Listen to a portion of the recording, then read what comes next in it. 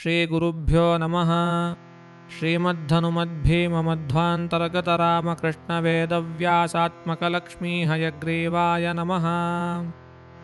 अथ श्रीमदानन्दतीर्थभगवत्पादाचार्यविरचिते श्रीमन्महाभारततात्पर्यनिर्णये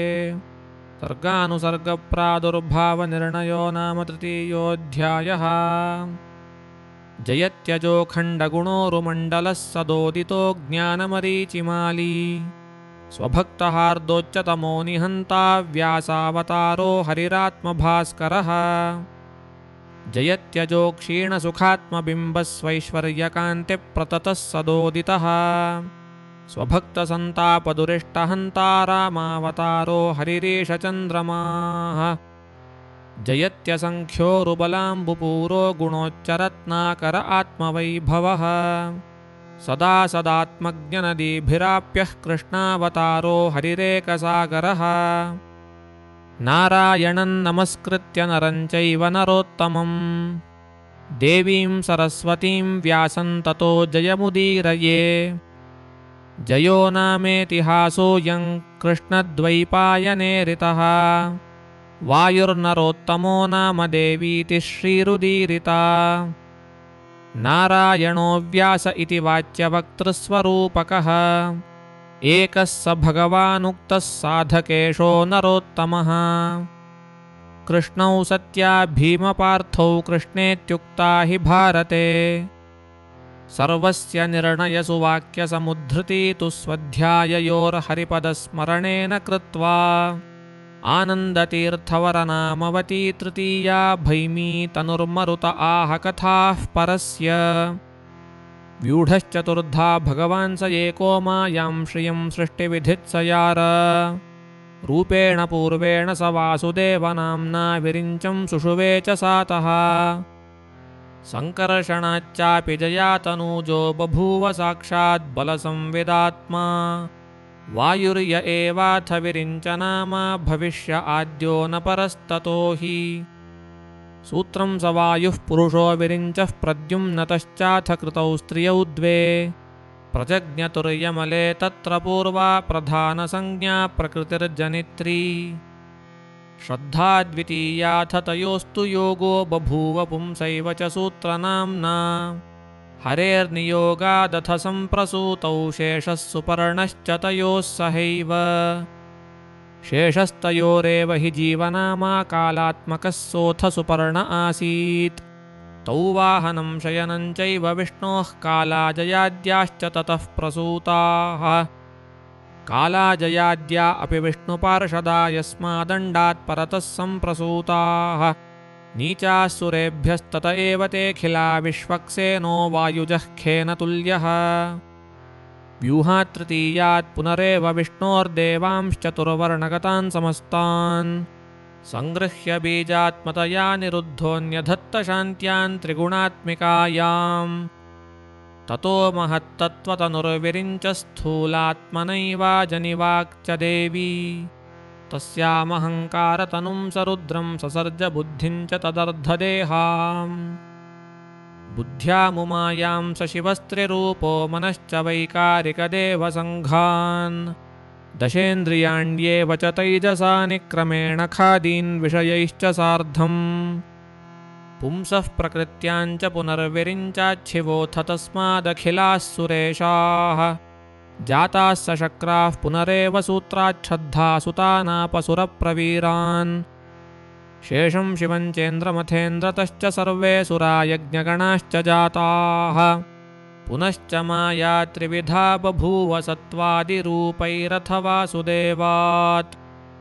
सत्त्वात्मिकायां स बभूव तस्मात् स विष्णुनामैव निरन्तरोऽपि। रजस्तनौ चैव विरिञ्च आसीत् तमस्तनौ शर्व इति त्रयोऽस्मात् एते हि देवाः पुनरण्डसृष्टावशक्नुवन्तो हरिमेत्यतुष्टुवुः त्वन्नो जगच्चित्रविचित्रसर्गनिस्सीमशक्तिः कुरु सन्निकेतनम् इति स्तुतस्तैः पुरुषोत्तमोऽसौ स विष्णुनामाश्रियमापसृष्टये सुषावसैवाण्डमधोक्षजस्य शुष्मं हिरण्यात्मकमम्बुमध्ये तस्मिन् प्रविष्टा हरिणैव सार्धं सर्वे सुरास्तस्य बभूवनाभेः लोकात्मकं पद्मममुष्य मध्ये पुनर्विरिञ्चो जनिसद्गुणात्मा तस्मात् पुनः सर्वसुराः प्रसूतास्ते जानमाना अपि निर्णयाय निःसृत्य कायादुतपद्मयोनेः सम्प्राविशन् क्रमशो मारुतान्ताः पपातवायोर्गमनाच्छरीरं तस्यैव चावेशत उत्थितं पुनः तस्मात् स एको विबुधप्रधान इत्याश्रिता देवगणास्तमेव हरेर्विरिञ्चस्य च मध्यसंस्थितेस्तदन्यदेवाधिपतिः समारुतः ततो विरिञ्चो भुवनानि सप्त ससप्तकान्याशु चकारसोऽब्जात् तस्माच्च देवा ऋषयः पुनश्च वैकारिकाद्याः सशिवा बभूवुः अग्रे शिवोऽहं भव एव बुद्धेरुमा मनोजौ सह शक्रकामौ गुरुर्मनुर्दक्ष उतानिरुद्धः सहैव शच्या मनसः प्रसूताः चक्षुश्रुतिभ्यां स्पर्शात् सहैव रविश्यसि धर्म इमे प्रसूताः जिह्वा भवो वारिपतिर्नसोश्च नासत्यदस्रौ क्रमशः प्रसूताः ततः सनाद्याश्च मरीचिमुख्या देवाश्च सर्वे क्रमशः प्रसूताः ततोऽसुराद्या ऋषयो मनुष्या जगद्विचित्रञ्च विरिञ्चतोऽभूत् उक्तक्रमात् पूर्वभवश्च यो यः श्रेष्ठः स सह्यासुराकानृते च पूर्वश्च पश्चात् पुनरेव जातो नाश्रेष्ठतामेति कथञ्चिदस्य गुणास्तु कालात् पितृमातृदोषात् स्वकर्मतो वाभिभवं प्रयान्ति लयो भवेद्व्युत्क्रमतो हि तेषां ततो हरिः प्रलये श्रीसहायः शेते निजानन्दममन्दसान्द्रसन्दोहमेकोऽनुभवन्ननन्तः अनन्तशीर्षास्य करोरुपादः सोऽनन्तमूर्तिस्वगुणाननन्तान् अनन्तशक्तिः परिपूर्णभोगो भुञ्जन्नजस्रन्निजरूप आस्ते एवं पुनःसृजते सर्वमेतदनाद्यनन्तो हि जगत्प्रवाहः नित्या हि जीवाः प्रकृतिश्च नित्या कालश्च नित्यः किमु देवदेवः यथा समुद्रात् सरितः प्रजाताः पुनस्तमेव प्रविशन्ति शश्वत् एवं हरेर्नित्यजगत्प्रवाहस्तमेव चासौ प्रविशत्यजस्रम् एवं विदुर्ये परमामनन्तामजस्य शक्तिं पुरुषोत्तमस्य तस्य प्रसादादथ दग्धदोषास्तमाप्नुवन्त्याशु परं सुरेशम् देवानिमान्मुक्तसमस्तदोषान् स्वसन्निधाने विनिवेश्य देवः पुनस्तदन्यानधिकारयोग्यांस्तत्तद्गणानेव पदे नियुङ्क्ते पुनश्च मारीचत एव देवा जाता अदित्यामसुराश्च दित्याम् गावो मृगाः पक्षुरगादिसत्त्वा दाक्षायणीष्वेव समस्तशोऽपि ततः समग्नामलयोलयो दधौ महीं विलोक्याशु हरिर्वराहः भूत्वा विरिञ्चार्थमिमां सशैलामुद्धृत्य वारामुपरिन्यधात् स्थिरम् थाब्जनाभप्रतिहारपालौ शापात्रिशो भूमितले प्रजातौ दित्यां हिरण्यावथ राक्षसौ च पैतृष्वसेयौ च हरेः परस्तात् ततो हिरण्याक्ष उदारविक्रमोदितेः सुतो यो वरजः सुरार्थे धात्रार्थितेनैव वराहरूपिणा धरोद्धृतौ पूर्वहतोऽब्जजोद्भवः अथो विधातुर्मुखतो विनिसृतान् वेदान् हयास्यो जगृहे सुरेन्द्रः निहत्य तं मत्स्यवपुर्जुगोपमनुं मुनींस्तांश्च ददौ विधातुः मन्वन्तरप्रलये मत्स्यरूपो विद्यामदान्मनवे देवदेवः वैवस्वतायोत्तमसंविदात्मा विष्णोः स्वरूपप्रतिपत्तिरूपाम् अथोदितेर्ज्येष्ठसुतेन शश्वत्प्रपीडिता ब्रह्मवरात् सुरेशाः हरिं विरिञ्चेन सहोपजग्मुर्दौरात्म्यमस्यापि शशंसुरस्मै अभिष्टुतस्तैर्हरिरुग्रवीर्यो नृसिंहरूपेण स आविरासीत् हत्वा हिरण्यं च सुताय तस्य दत्त्वा भयं देवगणानतोषयत् सुरासुराणामुदधिं विमत्नतान् दधारपृष्ठेन गिरिं समन्दरम् वरप्रदानादपरैरधार्यं हरस्य कूर्मो बृहदण्डवोढा वरादजेयत्वमवापदैत्यराट् चतुर्मुखस्यैव बलिर्यदा तदा अजायतेन्द्रावरजोदिते सुतो महानजोऽप्यब्जभवादिसंस्तुतः स वामनात्मा सुरभूभृतोध्वरं जगामगां सन्नमयन् पदे पदे जहार चास्माच्छलतस्त्रिविष्टपन् त्रिभिः क्रमैस्तच्च ददौ निजाग्रजे पितामहेनास्य पुराभियाचितो बलेः कृते केशव आह यद्वचः नायाज्ञयाहं प्रतिहन्मितं बलिं शुभाननेत्येव ततोऽभ्ययाचत बभूविरे चन्द्रललामतो वरात् पुरा ह्यजेया असुराधरातले तैरर्दिता वासवनायकाः सुराः पुरो निधायाब्जजमस्तुवन् हरिम् विरिञ्च सृष्टैर्नितरामवध्यौ वराद्विधातुर्दितिजौ हिरण्यकौ तथा हयग्रीव उदारविक्रमस्त्वया हता ब्रह्मपुरातनेन स चासुरान् रुद्रवरादवध्यानिमान् समस्तैरपि देवदेव निःसीमशक्त्यैव निहत्य सर्वान् हृदम्बुजेनो निवसाथ शश्वत् इत्यादरोक्तस्त्रिदशैरजेयः स शार्ङ्गधन्वाथ भृगूद्वहोऽभूत् रामो निहत्यासुरपूगमुग्रं ह्रदाननादिर्विदधे सृजैव ततः पुलस्त्यस्य कुले प्रसूतौ तावादिदैत्यौ जगदेकशत्रु परैरवध्यौ वरतः पुरा हरेः सुरैरजेयौ च वराद्विधातुः सर्वैरजेयः स च कुम्भकर्णः पुरातने जन्मनि धातुरेव वरान्नरादीनृत एव रावणस्तदातनात्तौ त्रिदशानबाधताम् तदाब्जजं शूलिनमेव चाग्रतो निधाय देवाः पुरुहूतपूर्वकाः पयोऽम्बुधौ भोगिपभोगशायिनं समेत्य योग्यां स्तुतिमभ्ययोजयन् त्वमेक ईशः परमः स्वतन्त्रस्त्वमादिरन्तो जगतान्नियोक्ता त्वदाज्ञयैवाखिलमम्बुजोद्भवा विते निरेग्र्याश्च रमाश्च येन्ये मनुष्यमानात्रिशतं सरष्टिकन्दिवौकसामेकमुशन्ति वत्सरम्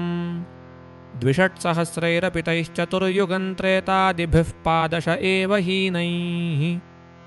सहस्रवृत्तं तदह स्वयंभुवो निशाच तन्मानमितं शरच्छतम्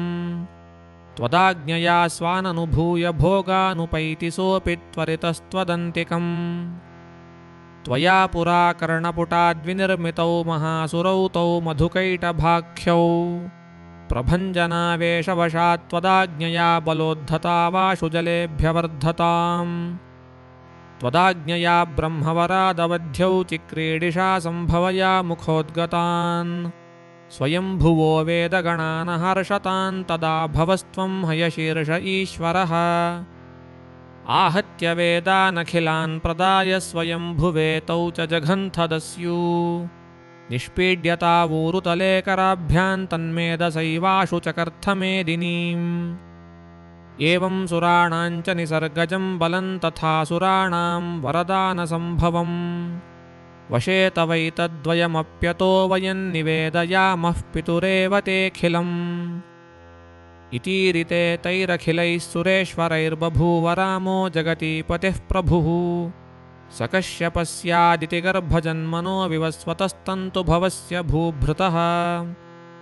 गृहे दशस्यन्दननामिनो भूत्कौसल्यकानां नितदर्थिनेष्टः तदाज्ञया देवगणा बभूविरे पुरैव पश्चादपि तस्य भूम्नः निषेवणायोरुगुणस्य वानरेष्वथो नरेष्वेव च पश्चिमोद्भवाः स देवतानां प्रथमो गुणाधिको बभूव नाम्ना हनुमान् प्रभञ्जनः स्वसम्भवः केसरिणो गृहे प्रभुर्बभूव वाली स्वत एव वासवः सुग्रीव आसीत् परमेष्ठितेजसा युतो रविस्वात्मत एव जाम्बवान् ययेव पूर्वं परमेष्ठिवक्षसस्त्वगुद्भवो धर्म इहास्यतोऽभवत् ययेव सूर्यात् पुनरेव संज्ञया नाम्ना यमो दक्षिणदिक्प आसीत् स जाम्बवान् दैवतकार्यदर्शिना पुरैव सृष्टो मुखतः स्वयम्भुवा ब्रह्मोद्भवः सोम उतास्य सूनोरत्रेरभूत्सोऽङ्गद एव जातः बृहस्पतिस्तार उतोषची च शक्रस्य भार्यैव बभूवतारा बृहस्पतिर्ब्रह्मसुतोऽपि पूर्वं सहैव शच्या मनसोऽभिजातः ब्रह्मोद्भवस्याङ्गिरसः सुतो भून्मारीचजस्यैव शची पुलोम्नः स एव शच्या सह वानरो भूत् स्वयंभुवो देवगुरुर्बृहस्पतिः अभूत् सुषेणो वरुणोऽश्विनौ च बभूवतुस्तौ विविधश्च मैन्दः ब्रह्मोद्भवौ तौ पुनरेव सूर्याद्बभूवतुस्तत्र कनीयसस्तु आवेश इन्द्रो वरदानतो भूत्ततो बलीयान् विविधो हि मैन्दात् नीलोऽग्निरासीत् कमलोद्भवोत्थः कामः पुनः श्रीरमणाद्रमायाम् प्रद्युम्ननामा भवदेवमीशात् सस्कन्दतामाप सचक्रताञ्च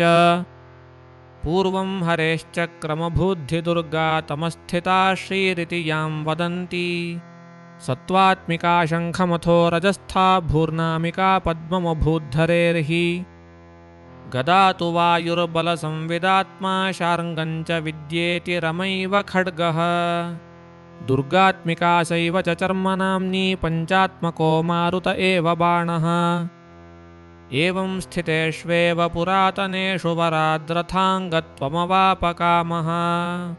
तत्सूनुतामापचसो निरुद्धो ब्रह्मोद्भवः शङ्खतनुः पुमात्मा